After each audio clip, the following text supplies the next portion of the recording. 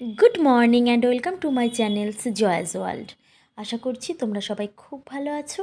আমিও আছি, যেমনই আছি আমার রেগুলার ভিউয়ার্সরা অবশ্যই জানো যে আমি এখন কেমন আছি। তো নতুনদের জন্য বলছি, আছি, মোটামুটি আছি। থাকতে হবে, চলতে হবে, ওই জন্য ভালো আছি, ভালো তো থাকতেই হবে। তো দেখো, সকালবেলা কিন্তু সেই অন্য অন্য দিনের মতো আমি কিন্তু আমার সেই বাগান থেকেই শুরু করে দিলাম আজকের দিনটা, আর সাথে নিয়ে তোমাদেরকে। আশা করছি আমি যতটুকু ভিডিও শ্যুট করেছি তোমরা ঠিক ততটুকুর মধ্যেই থাকবে আমার সাথে। থাকবে তো? অবশ্যই থাকবে। দেখো, এখন যা দিনের ওপর দিয়ে আমরা যাচ্ছি, মানে খুব তো একটা ভালো সময়ের ওপর দিয়ে আমাদের ফ্যামিলিটা যাচ্ছে না।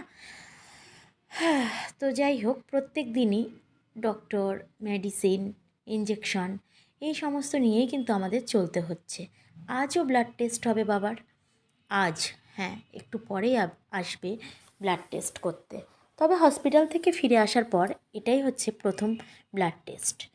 আর যেহেতু ওনার চেক আপের দিন প্রায় চলে এসছে, আর ডক্টর বলেছিলেন যে আসার আগে এটা নিয়ে যেতে, তাই জন্য মানে ওই রিপোর্টটা, ব্লাড টেস্টের যে রিপোর্টটা ওটা নিয়ে যেতে বলেছিল, ওই জন্য আজকে আসবে।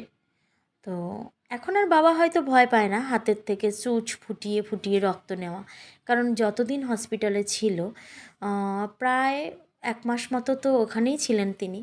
তো তখন তো প্রত্যেক দিনের মধ্যে না হলেও দুবার তো হবেই রক্ত শরীর থেকে নিয়ে গিয়ে টেস্ট করতো, আর তারও বেশি হতো কোনো কোনো সময়। ওই জন্য একটা কথা আছে, কি জানো, সুখ হলো আকাশের বুকে উড়ন্ত পাখি, এই আছে তো এই নেই, কথা কিন্তু একদম ঠিক। তাই জন্য যখন সুখের দিন মানুষের জীবনে বয়ে যায় না, তখন কিন্তু ওই দিনগুলোকে উপভোগ করাই উচিত। তবে হ্যাঁ, এক একটা মানুষের কাছে সুখ এক একভাবে ধরা দেয়। কেউ টাকা পয়সা নিয়ে খুশি, কেউ বন্ধুবান্ধব নিয়ে খুশি, কেউ আবার অন্য কাজে লিপ্ত হয়ে খুশি। তবে হ্যাঁ, অন্য কাজ বলতে আমি ওয়ার্ডগুলো ইউজ করতে চাই না।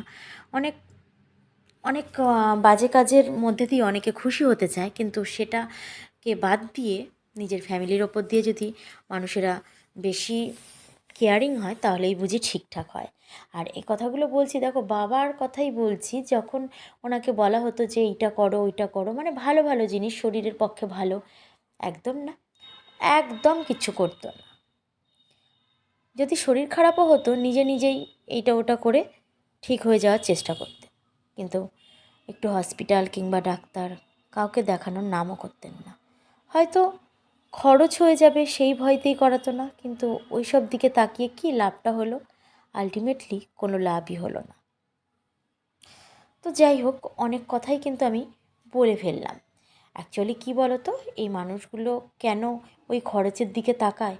অনেক কষ্ট করে তো ছোটো থেকে বড় হয়েছে, ওই জন্য ভাবে যে এই রোগ আবার রোগ নাকি, এটা তো এখন হয়েছে, আবার একটু পরেই কমে যাবে। ওই জন্য ওইগুলোর দিকে বেশি কেয়ার নিতেন না।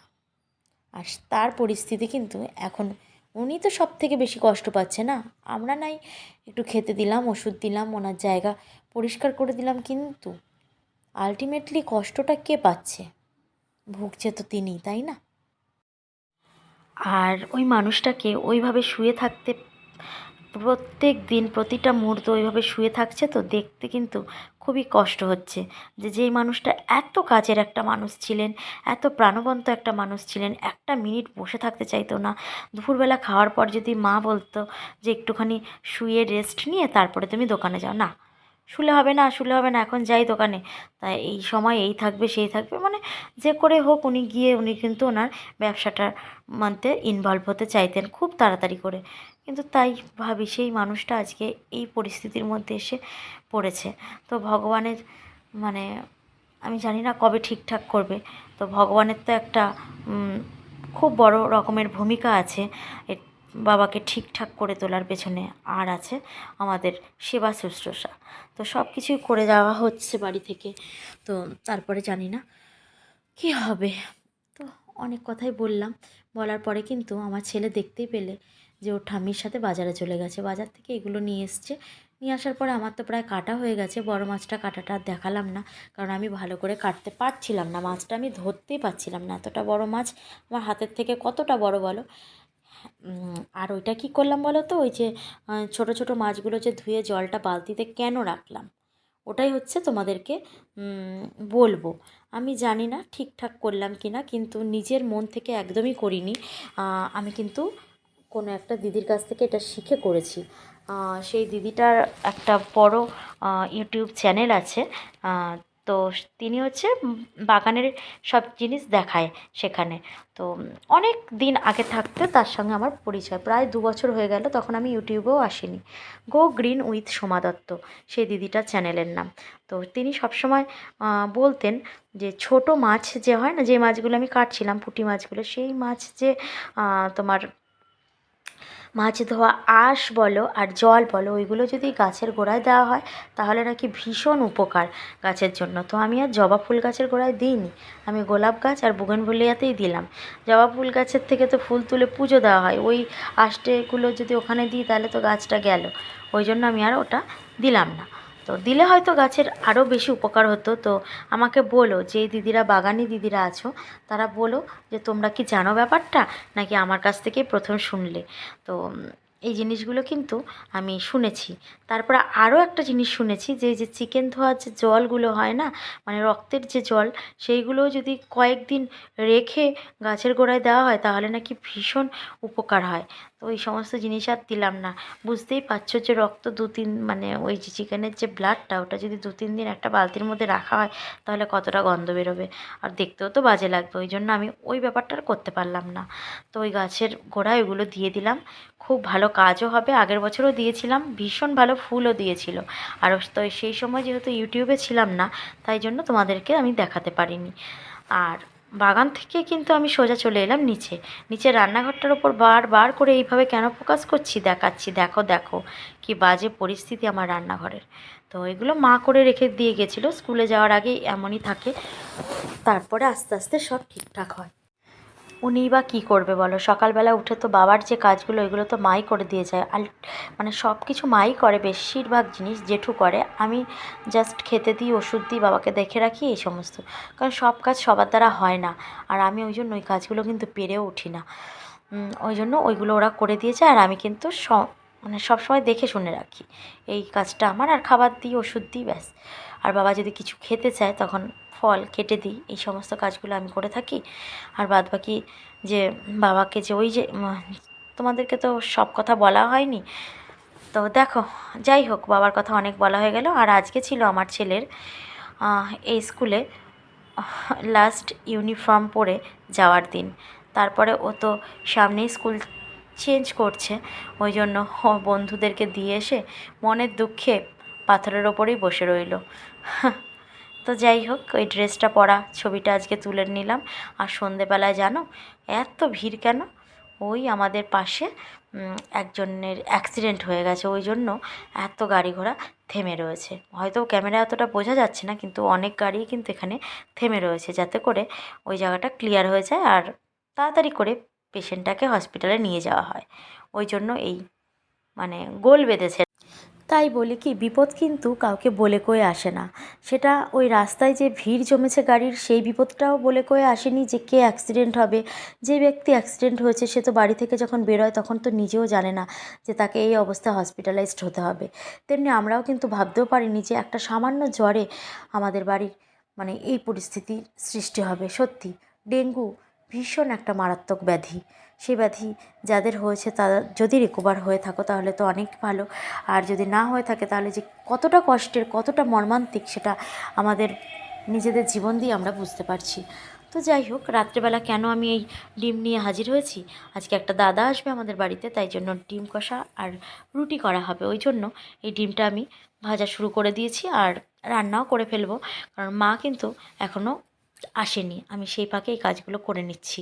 আর এটা কি কি দিয়েছি জানো, ওখানে কিন্তু এতগুলো রসুন যে দেখছিলে, এগুলো কিন্তু সব রসুন না, তার মধ্যে কিন্তু কিছু আমন্ড আছে। মানে যেটা কাজু বাদাম দিয়েও করে, আর আমি আমন্ডটা একা একাই মন থেকেই করছি, জানি না কেউ করে কি না। ওই আমন্ডটাকে জলে ভিজিয়ে ভালো করে ছুলে নিয়েছি, যাতে পুরো কাজু বাদামের মতোই লাগছিল দেখতে। আর সব কিছু একসাথেই আমি বেটে নিয়েছি। তো বেটে নেওয়ার সময় না আমন্ডটা ভালো করে কিন্তু বাটা হয়নি, হয়তো ভেজানোটা খুব অল্প সময়ের জন্য হয়েছিল, ওই জন্য ভালো করে মিক্স করতে পারিনি। তো আমি ভেবেছিলাম রসুন নাকি রে বাবা, কিন্তু খাওয়ার সময় দেখি 2-3টে এমন শক্ত শক্ত হয়ে রয়েছে। তো সবাইকে বেছে বেছে দিয়ে আমিই নিয়ে নিয়েছি। আমি ওইগুলো পুরো বাদামের মতো করেই খেয়ে নিলাম, আর কি করব।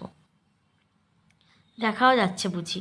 তো এইভাবে ভালো করে কষিয়ে কিন্তু যেইভাবে ডিম রান্না করে সবাই তো জানো, ওইভাবে কিন্তু আমি ডিমটাকে রান্না করে নিয়েছিলাম, যাতে করে খুব সুন্দর হয়।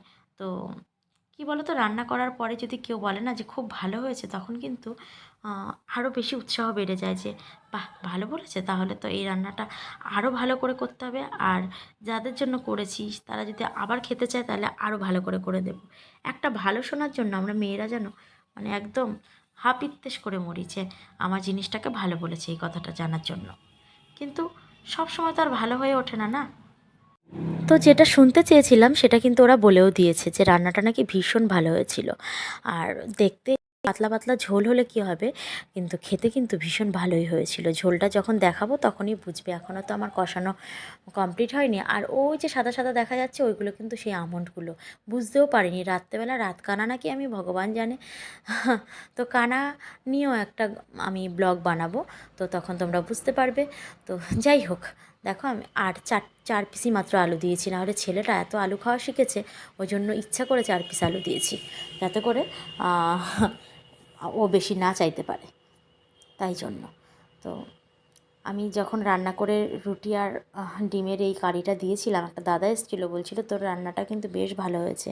পাঞ্জাবিরা হলে তাদের রুটি প্রায় 50টা খেয়ে নিত, এটাই আর কি করেই বলেছে। তারপর আমি বললাম সত্যিই ভালো হয়েছে? তারপর বলছে হ্যাঁ সত্যিই ভালো হয়েছে। যাকগে, আমি সাকসেস, যা শুনতে চেয়েছিলাম তা ওরা শুনিয়ে দিয়েছে, তা এটাই অনেক, তাই না? কিন্তু কেউ বাড়িতে আসলে আমার যে একদম মনে থাকে না ওদেরকে একটুখানি ভিডিও করে তোমাদের সাথে শেয়ার করব, সত্যি একদম মনে থাকে না। কেন যে এত ভুলে যাই কে জানে। তো রুটি বলছি কেন, ডিমগুলোকে একদম কাঁচা ভেবো না, আমি কিন্তু ভেজেই নিয়েছিলাম, হলুদ ছাড়া ভেজেছিলাম বলে এই কালার এসে দেখাচ্ছে তোমাদেরকে। তো অনেকটাই শুকিয়ে নিয়েছিলাম, তো একটুখানি আবার ঝোল না থাকলে কি করে রুটি দিয়েই বা খাবে, তাই না? তো চলো দেখতে থাকো, বেশ ভালো হয়েছিল, আবারও বলছি। এবার চলো আরেকটা জিনিস দেখো। পাগলের মতো বেডরুমে নিয়ে এসেছি আমি পেঁপে।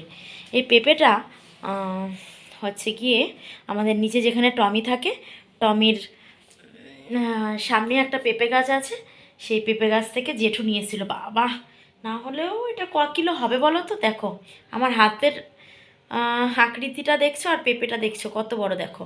পেঁপে নিয়ে ঢং শুরু করে দিয়েছি। তো কালকে কাটতে হবে, বাবু খেয়ে নিবি, ঠিক আছে? পেঁপে ও খায় না তো এই সমস্ত জিনিস, এটা হচ্ছে খাবি, হ্যাঁ ভালো জিনিস। তো যাই হোক, এই পেঁপেটা যখন কাটবো তোমাদের সাথে শেয়ার করবো। তো সমস্ত কাজকর্ম গুছিয়ে আমি চলে এলাম ঘুমোনোর জন্য। তো ঘুমোতে যাওয়ার আগে আমি দেখছিলাম যে কে কে লাইভ করছে, তার লাইভে গিয়ে আমি জয়েন হব। এই যে একটা ফোন, আর আমার হাতে যেটা দিয়ে আমি এখন ভিডিওটা করছি, ওটার থেকে। তো আমার ছেলে তো ঘুমাচ্ছে, আর ভুসভুস করে নাক দিয়ে শব্দ আসছে, আমি আর দেখাচ্ছি না, বাচ্চাকে দেখাতে নেই ঘুমন্ত অবস্থায়, ওই জন্য। তো আজকে তো আমার ভিডিওটা এই পর্যন্তই।